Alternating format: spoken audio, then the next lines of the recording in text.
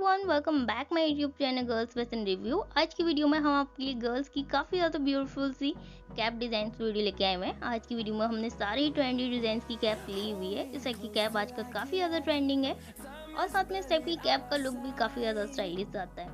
अगर आप अपने लिए कोई कैप ट्राई करने के बारे में सोच रहे हैं तो आप हमारी आज की वीडियो से कैप डिज़ाइन का आइडिया ले सकते हैं कि आजकल किस टाइप की कैप ट्रेंडिंग है।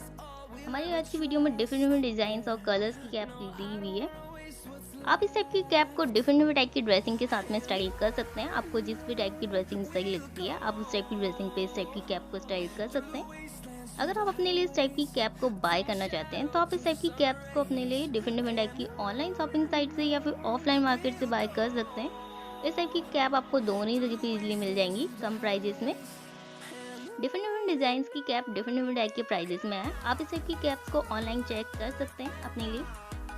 आपको हमारी आज की वीडियो में दी हुई कैप डिज़ाइन कैसी लगी हमें कमेंट करके जरूर से बताएं और साथ में हमें ये भी कमेंट करके बताएं कि आपको हमारी आज की वीडियो में कौन सी वाली कैप सबसे ज़्यादा पसंद आई। इस तरह की फैशन एंड ट्रेंड्स रिलेटेड और वीडियो देखने के लिए हमारे चैनल को सब्सक्राइब कर लीजिए। Thank you for watching my video.